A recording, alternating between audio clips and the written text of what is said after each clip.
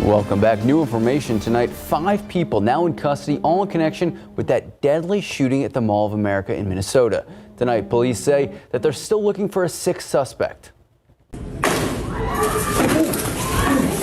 Reported shots fired in Nordstrom. According to the police, the entire shooting lasted only about 30 seconds.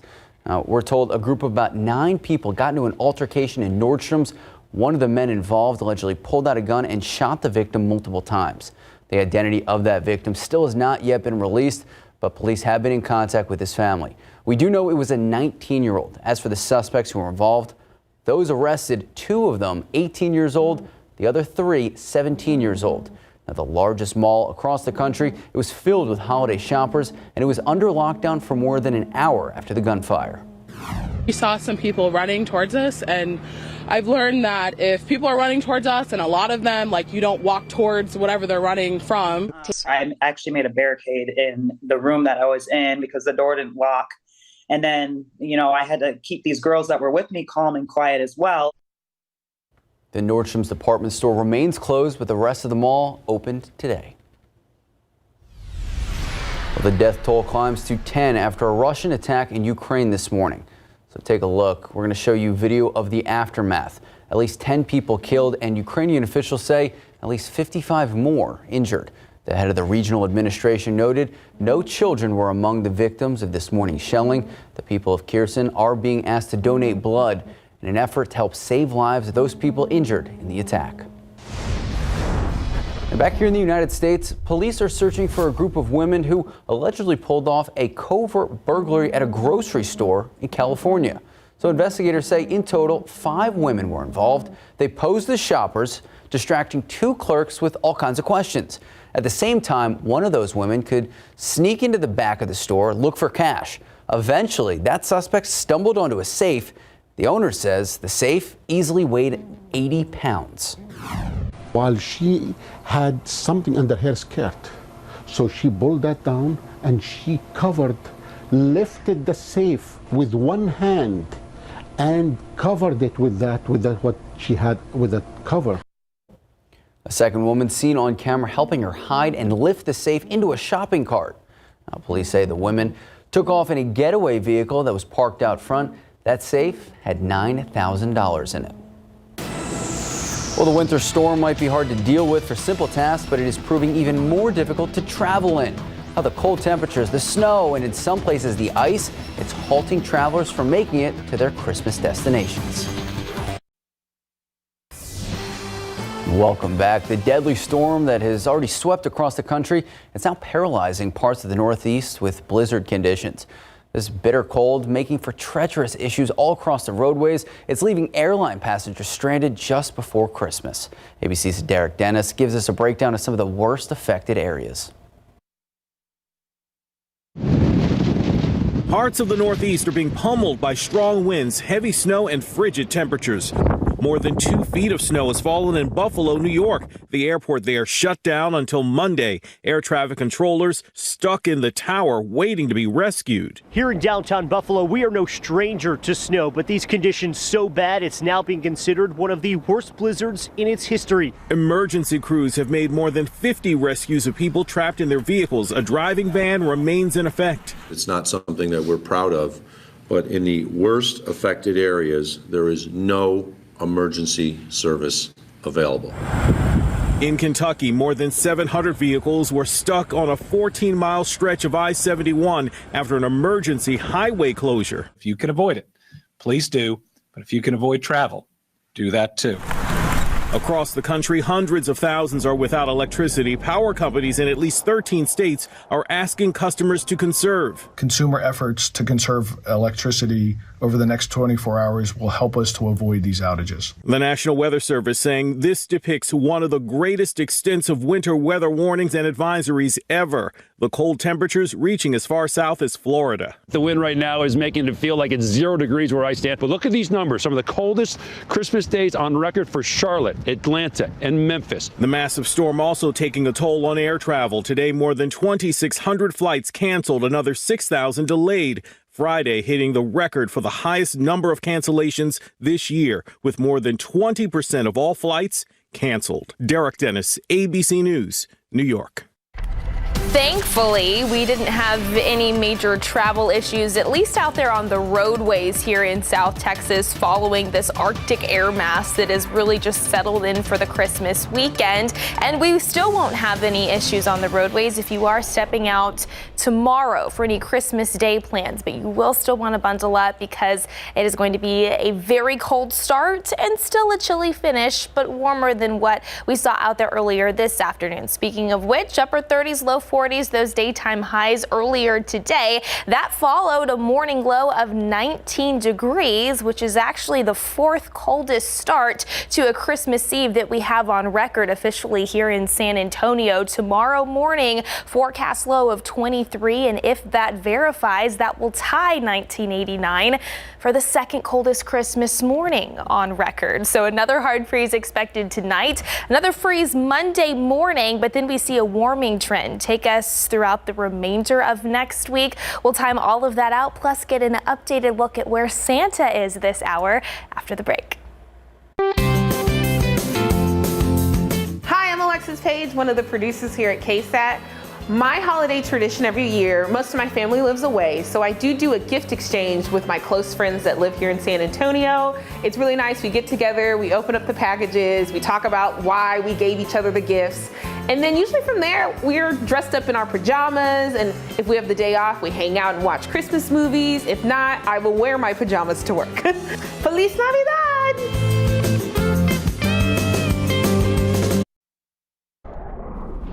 Welcome back. All right, so 28 degrees out there now. Are we done with this cold snap? Oh, we're not done just yet. I wish, because it's a little too cold for me. I love the cold weather, and it definitely feels like winter, but for some of us, it probably feels a little bit too much like winter. We got another hard freeze in store tonight, and then another freeze tomorrow night, and then temperatures are going to climb their way out of the 30s, and eventually morning lows will be in the low 40s by the middle of next week. So we just got to get through the next couple of days first. But all right, as we just talked about a little bit earlier, we're going to get you the latest look at where Santa is. He was last seen in Pensacola, Florida, so he's here in the United States. And he has already delivered 5.7 billion presents. So I have a feeling over the next several hours, he's going to be making his way closer to the state of Texas and eventually South Central Texas. So very exciting stuff. Of course, he will be greeted by cold temperatures, but he's used to the cold, right? Up in the North Pole. Temperatures right now in the 20s, a few low 30s here this 10 p.m. hour, 30 officially over at the airport. It's 28 in Pleasanton, 26 in Uvalde, 28 in Rock Springs. Del Rio still checking in at 34 degrees here late this Saturday night. We are quiet out there on the radar. Nothing to worry about there. In fact, we've got clear skies in place across the vast majority of the area. That's what's going to help those temperatures fall pretty efficiently, though, through the overnight hours.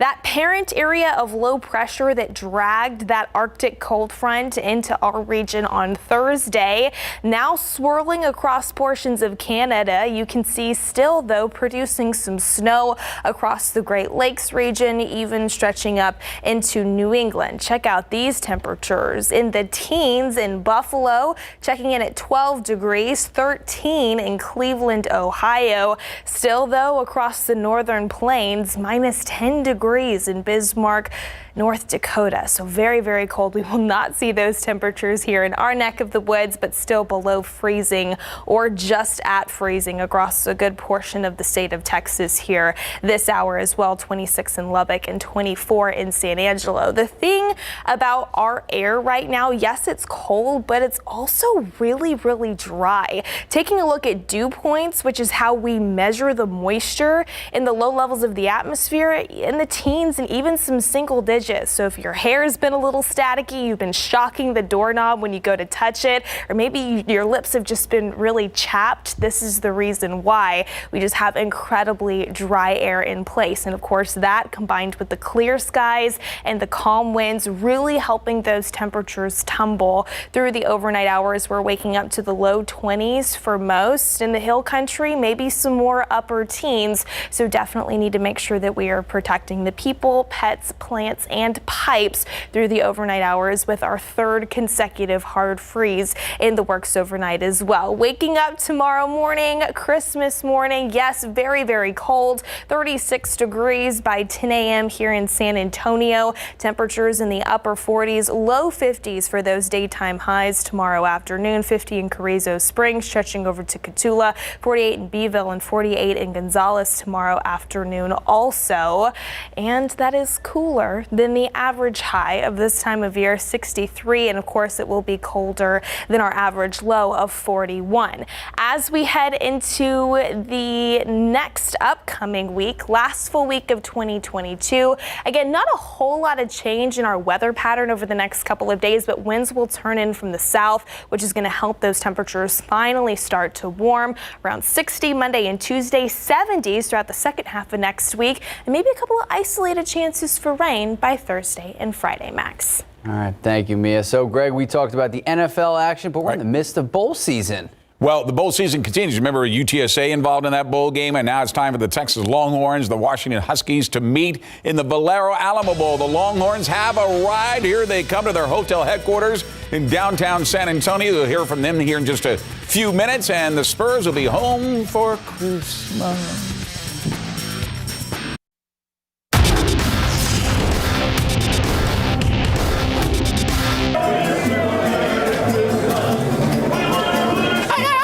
Yeah, the Texas Longhorns have arrived in San Antonio to prepare for their appearance in the 30th annual Valero Alamo Bowl on Thursday. The 20th ranked team in the country, the Texas Longhorns, arrived at their downtown hotel headquarters at 3:30 this afternoon. This will be their 6th overall appearance here in San Antonio, where they face the 12th ranked Washington Huskies on Thursday night in the Alamo Dome at 8 p.m. For head coach Steve Sarkisian, this will be his second trip to San Antonio. His first was when he was the head coach of the Washington Huskies in 2011, when they lost to Baylor 67-56 in the highest-scoring game in bowl history. We were able to visit with Sark upon their arrival in the Alamo City today, along with wide receiver Jordan Whittington, who led Cuero to the state 4A championship in 2018. Where he won both the offensive and defensive MVP of the game, and linebacker Jalen Ford. The main thing is just have fun, enjoy it. That's pretty much why you're here the whole week, is to just, have fun, enjoy the moment, enjoy the experience. There's not many games you get where you get to stay in the city the whole week, do all the stuff with it. And to be in San Antonio is kind of like a home game. Anytime you spend a year off where you don't get to go to a bowl game, you don't earn a bowl game, and now you earn the right to get to one, and one being the Alamo Bowl, and then the prestige and tradition that this bowl has. Obviously really excited, I know our players are, and looking forward to a great week and a great game.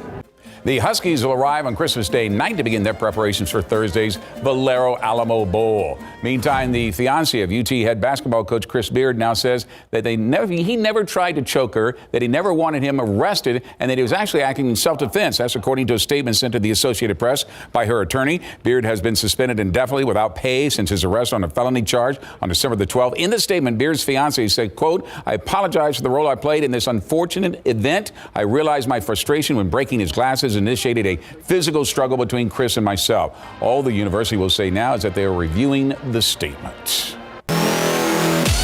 Our San Antonio Spurs will be spending Christmas Eve and Christmas Day here in San Antonio after returning early this morning after ending their 3-game road trip in Orlando last night with a loss. It means the Spurs now have lost 4 out of their last 5 games, with their lone win on the road in Houston on Monday, 124-105. The only good thing about that is that the Spurs are not the worst team in the West. That's Houston. The Magic opened up the game on fire, shooting 71% in the first quarter. Cole Anthony led the Magic, 23 points to go along with 10 rebounds, 9 assists. But the Spurs had Kelton Johnson back after missing the last 2 games with tightness in his right hamstring, and he led the Spurs to 17. The Silver and Black actually led by 9 in the first half, thanks to Johnson's 8 points and Doug McDermott's 2 3-pointers. But the Magic exploded for 17 3-pointers. They helped rack up 72 points in the second half in the 133-113 blowout.